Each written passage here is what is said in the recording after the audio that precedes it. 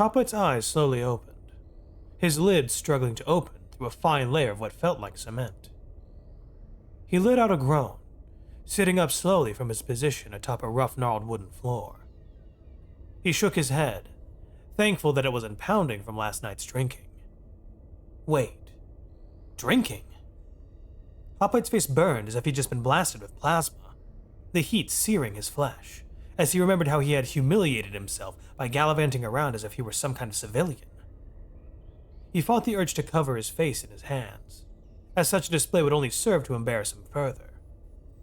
"Ah, finally awake," he heard Lance's voice say. "Gotta say, friend, you're more of a party animal than I thought you'd be, once the drink got in you." Hopwight looked up to see Lance, sitting before the open mouth of what seemed to be a cavern made entirely out of gnarled wood. The sun bled through the opening, illuminating the interior to reveal Lance sitting atop a blanket, her sandals lying strewn next to her. She sat with her legs crossed, looking back at him whilst bracing her hands against the ground. A clear bottle of blood-red wine sat next to her, gleaming in the sunlight. The mouth of the wooden cave beheld a view over a field of green grass far beneath it. "I cannot believe I allowed myself to..."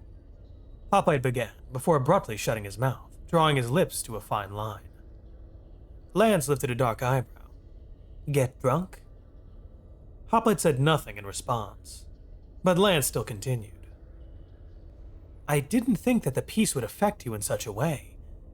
Had to be one of the most interesting nights of my life, I think." She turned toward him fully, kneeling atop the blanket and grabbing the bottle of wine with a smile. "I didn't think it was possible for any man, no matter his size, to be able to drink more than me. Good contest, but you won't beat me next time."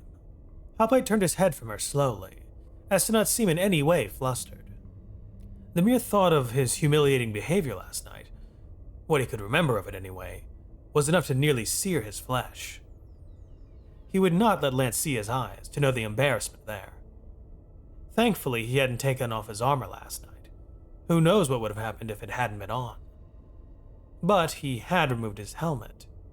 His eyes went wide when he felt at his waist for his helmet, only to realize that it was missing.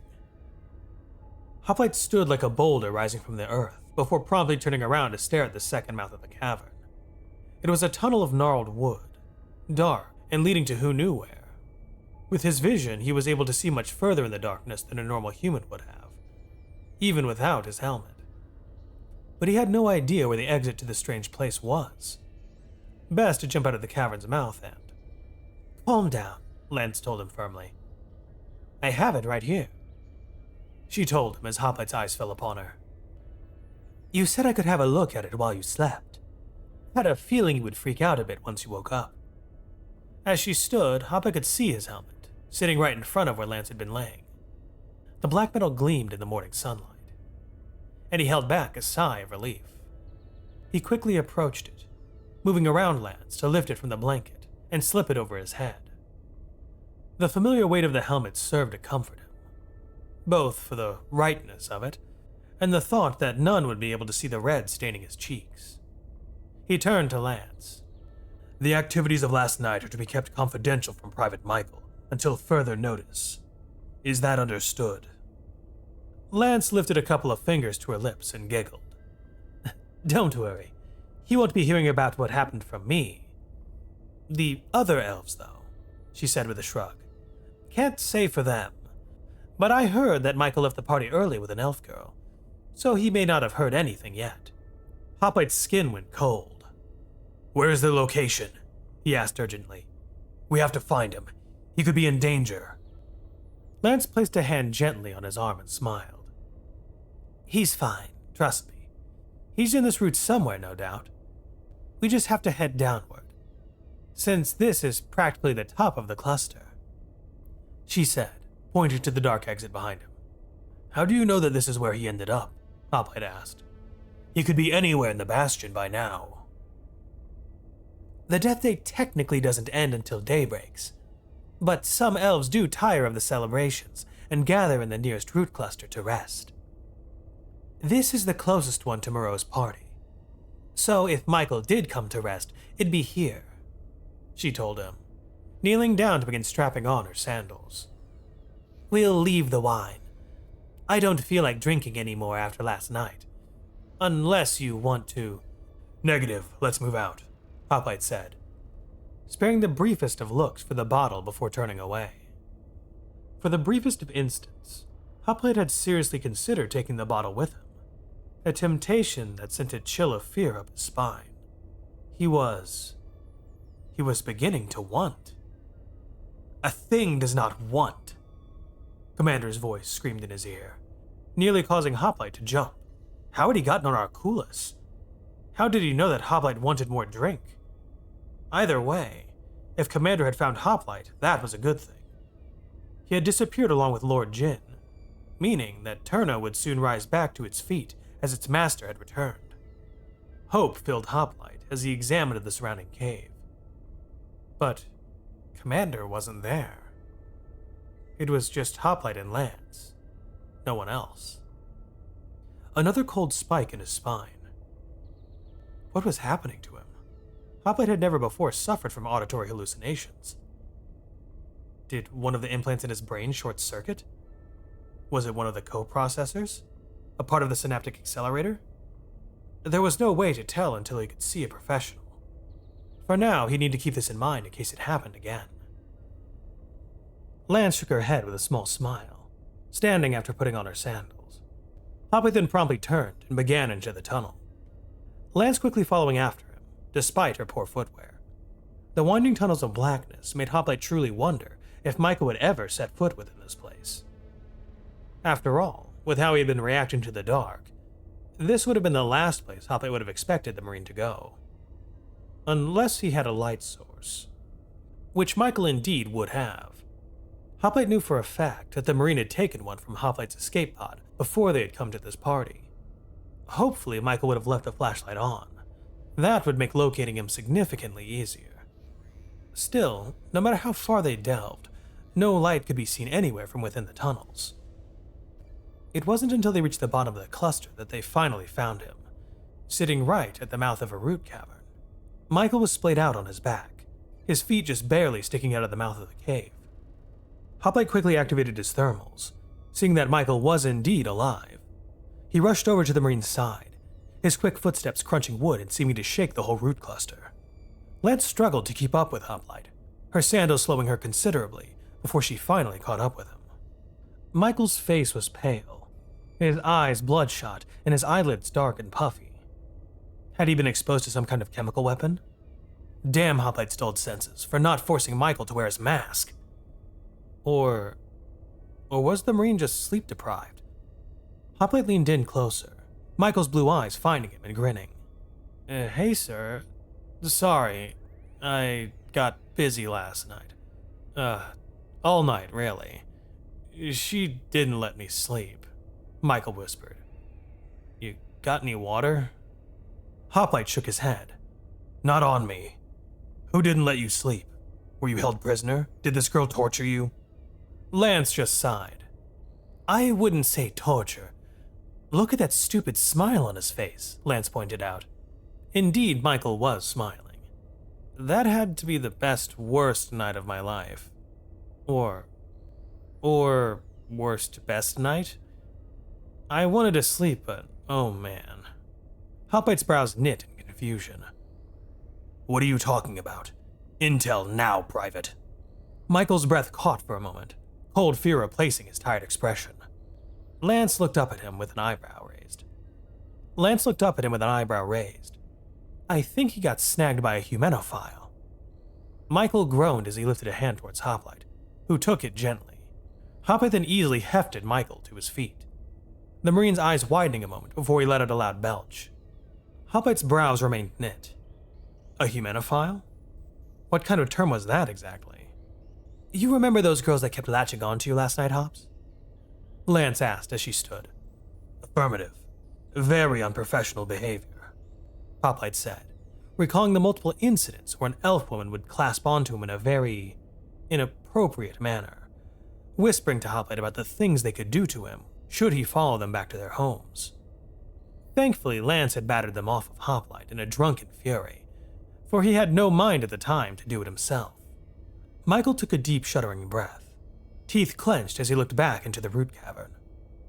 Was the Marine considering fleeing? What for? Well, I'm guessing one of them got to Michael, Lance said with a shrug. Hoplite stared, first at Lance, then at Michael, who was now visibly shaking, his eyes averted from Hoplite. Hoplite continued to stare for a long while before saying, "Private, when we link back up with our forces," he paused, "you will need to submit yourself for a medical examination." Michael blinked in surprise, looking back up to Hoplite in apparent confusion. "That's it?" he asked slowly, rubbing at his eyes. "Kinda thought you'd say reindoctrination. Or worse." Hoplite shook his head. "Negative. The incident will go unreported." Michael's eyes widened further, his jaw working but failing to produce words. Hoplite was confused as to why he wasn't furious. Michael had just... what was the proper term? Mated? Yes, mated with a foreign species, and while mostly human in appearance, an elf was still a different species. For what Michael had done, reindoctrination would have been the least harsh punishment. For what Michael had done, reindoctrination would have been the least harsh punishment he could receive. But Hoplite didn't want to do that to Michael. That was the only reason. Hoplite nearly gasped in surprise at himself. What was happening? Where was his cold edge? He was really considering hiding what Michael had done from the Eighth Arm, a serious crime in and of itself. It was his duty to report Michael's crime, yes. But at the same time, Hoplite could hardly bring himself to think about turning Michael in. Hoplite wanted to cover for Michael's crime. But again, why? He pondered the question for a long while before an answer invaded his mind, like a parasite had wormed its way into his flesh by force. Turner had fallen. What was the point? Hoplite's skin again froze over, his golden eyes widening and breath stilling. Lance and Michael had returned to bantering with one another, not realizing that Hoplite had gone still as a statue. Though perhaps they were used to that. Turner had fallen. Turner had fallen. Turner had fallen. The words repeated themselves in his mind again and again, as if they had been drilled into his skull by a redoc. There was truly no point in reporting Michael, even if they linked back up with the crew of the Sparrow. What was the point? What would Captain Stoll even do? There could only be a handful of survivors from the Sparrow anyway. They couldn't afford to punish Michael. There was also the fact that Hoplite himself had committed a crime last night by getting intoxicated. Hoplites were not allowed to partake in such things, and doing so was grounds for reindoctrination. Wouldn't it be hypocritical of him to report Michael when Hoplite had no intention of revealing what he himself had done last night? He shut his eyes and finally took a breath. A flurry of emotion raged within him. Frustration, fear, and confusion, all shifting in a chaotic dance as he tried to decide on a course of action. Hoplite should report Michael and himself for intoxication and debauchery. Who would carry out the punishment? Turner had fallen. Captain Stoll would find some way to punish them appropriately. If he was even alive, and if Hoplite could even find him. If Stoll was indeed alive, who was to say the captain would even care about the crime? Turner had fallen. Stoll wouldn't just forgo the law because Turner was going through a rough patch. Rough patch? The homeworld had been taken, along with all the inner colonies. The underdeveloped outer colonies were all that was left of Turner, and without contact with the core of the octopus, they'd eventually become lost, forming their own government, as all lost colonies eventually did. Turner is fallen. Sir? Michael asked, his tone somewhat shaky. Are you all right?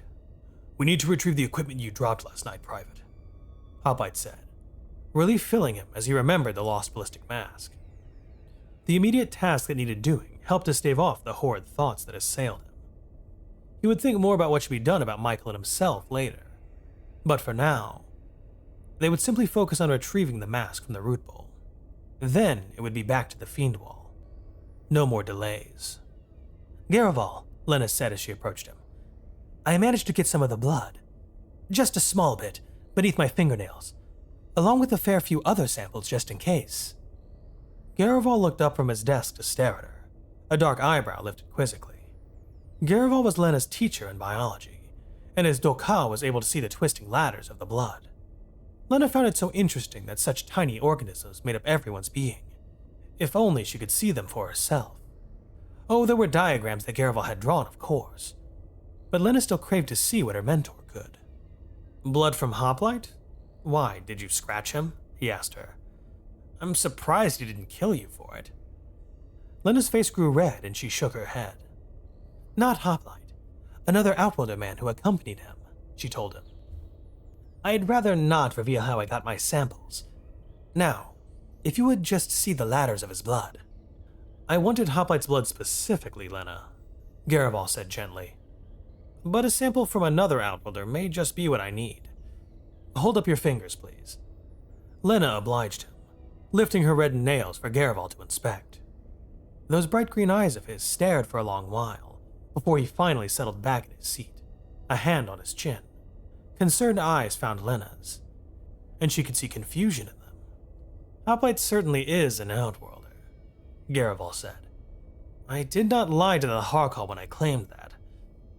But there is a trace of something native to Arculus in his blood.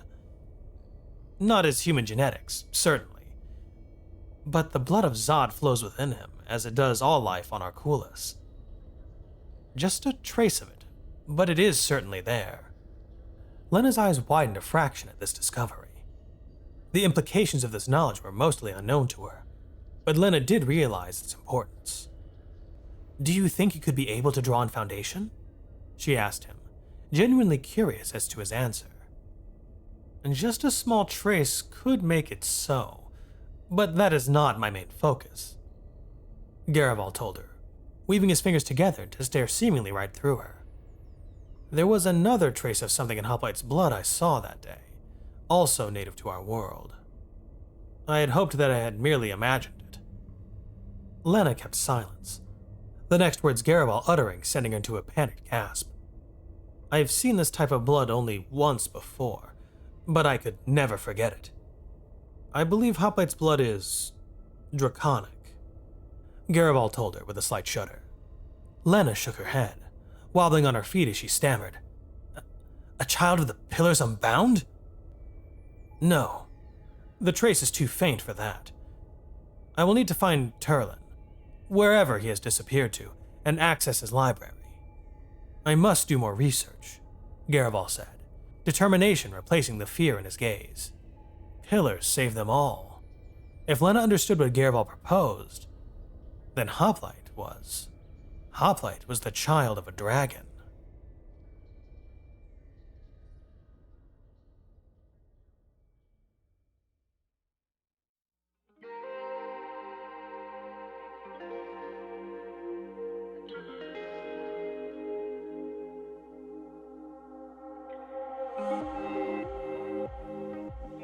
Hey everyone, thanks for watching. If you're new here, welcome aboard. Check out the description for the story and join the Discord if you like. Consider supporting the channel and the author as well. It's a dangerous world out there, but remember to be brave and look up to seek the stars.